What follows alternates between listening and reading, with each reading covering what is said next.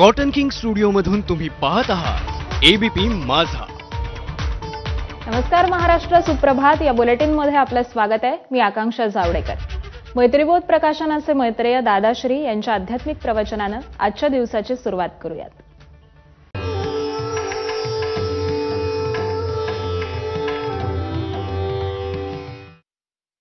नमस्ते.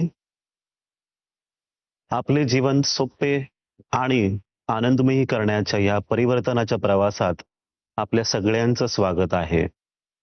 आपल्या देशात, राज्यात कित्येक असे महान आध्यात्मिक व्यक्ती होऊन गेले, पण असं त्यांच्याबरोबर काय झालं, त्यांनी काय अनुभव घेतला त्यांच्या आंतरिक अवस्थेमध्ये, जेणेकरून त्यांचं पूर्ण जीवन बदलून गेले.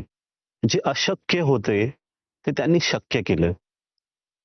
त्यांच्या आतमधल्या त्या आंतरिक शक्तीला जागृत करून त्यांनी सगळ्या गोष्टींचा अनुभव करण्याचा प्रयत्न केला, सत्याला अनुभव करण्याचा प्रयत्न केला. त्यांनी त्यांच्या मनाला जिंकले आणि सगळ्या इच्छा किंवा सगळ्या त्यांच्या आध्यात्मिक अवस्था प्राप्त करण्याच्या इच्छा पूर्ण झाल्या. असं आपण बोलू शकतो की आतमधूनच ते संपूर्ण झाले. हे आपण करू शकतो का? तिथपर्यंत पोहोचता येईल का की हे फक्त त्यांच्यासाठीच होते, आपल्यासाठी नाही? तर सत्य असं आहे की हे सगळेच आपण सगळे अनुभव करू शकतो. आणि ही अनुभव करण्याची पद्धत, मार्ग हाच तो प्रवास आहे परिवर्तनाचा. आपण सगळे असेच भेटू. मी तुमच्याशी बोलेन, तुम्ही ऐका. काही शंका असतील तर तुम्ही आम्हाला लिहून कळवा. आम्ही पूर्ण प्रयत्न करू त्यांची उत्तरं इथून तुमच्यापर्यंत पोहोचवण्याचा. असं समजा ही परिवर्तनाची शाळा आहे. या परिवर्तन शाळेमध्ये तुम्ही विद्यार्थी म्हणून बसलेला आहात आणि मी तुमचा मित्र, मैत्रीय दादाश्रीजी, एक शिक्षक म्हणून तुमच्या समोर तुम्हाला भेटेन आणि आपण काहीतरी शिकून दोघेही हा जो मार्ग आहे इथून आपण पुढे चालत जाऊ आणि आध्यात्मिक सत्य जो आहे, जे आतापर्यंत पुस्तकात होतं, त्याला आपण अनुभव करू. तर काय ते आहे, कसं आपण सुरू करू, तिथे कसं पोहोचू, त्याच्यासाठी आपल्याला आतमधून स्वतःची तयारी करून घ्यायची आहे. आणि त्या तयारीसाठी आपण एक विचार घेऊन चालणार आहोत. एक विचार, एक बोध. प्रत्येक वेळी आपण येऊन एक स्टेप पुढे चालणार आहोत.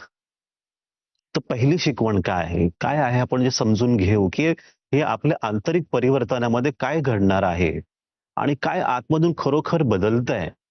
तुम्ही कोण आहात, तुम्ही स्वतःला पाहिलं तर तुमचे गुण आहेत, भावना आहे आतमध्ये, आठवणी आहेत, इतिहास आहे, भविष्य आहे.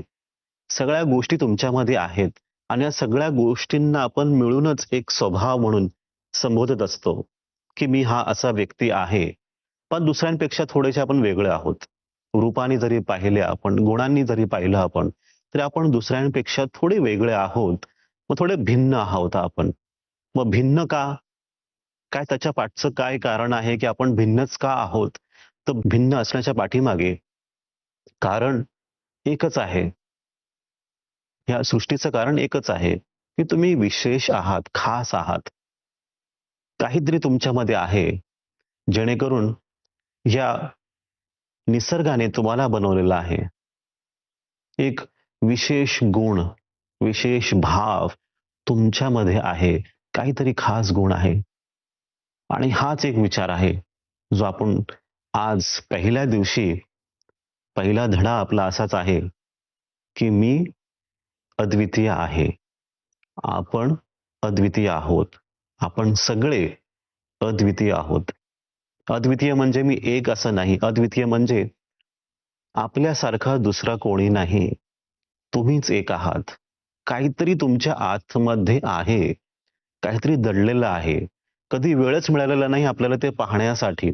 आसपासचं वातावरण किंवा आपले अनुभव किंवा जे लोक आपण ज्यांना भेटतो किंवा जे काम आपल्याकडे आहे, आपण नेहमी त्याच्यामध्ये इतके व्यस्त झालेलो आहोत की आपल्याला हे सत्य कधी दिसतच नाही. किंवा असं पहा की ही जे आसपासचे लोक आहेत, घटना आहेत, हे तुम्हाला कुठेतरी ह्या सत्यापासून दूर घेऊन जात आहे, लांब घेऊन जात आहेत. तर तुम्हाला सत्यापर्यंत पोहोचायचं असेल तर तुम्हाला पुन्हा त्या सत्याला पकडावं लागेल आपल्या आतमध्ये. आणि सत्य काय आहे तर सत्य हे आहे की मी अद्वितीय आहे, काहीतरी विशेष माझ्यामध्ये आहे. आता काय आहे ते पाहायचं नाही आपल्याला. आपल्याला काय करायचंय, फक्त ही जाण ठेवायची आपल्यामध्ये की मी विशेष आहे. रोज इथून पुढे 7 दिवस आपण हीच एक शिकवण घेऊन चालणार आहोत. 10 मिनिटं जरी तुम्ही काढलीत रोज स्वतःसाठी की हा काहीतरी माझ्यामध्ये विशेष आहे.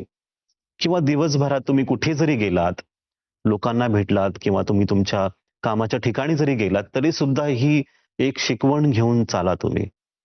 हा एक धडा घेऊन चला की काहीतरी माझ्यात आहे बस. हा एक भाव ठेवा. तुम्ही जर हे कंप्लीट केलं, हा धडा तुम्ही पूर्ण केलात, आपण पुन्हा भेटू आणि नवीन काहीतरी शिकू त्या दिवशी. तर तुमचं सगळ्यांचं कल्याण व्हावं, सगळ्यांचंच मंगल व्हावं. धन्यवाद. नमस्ते.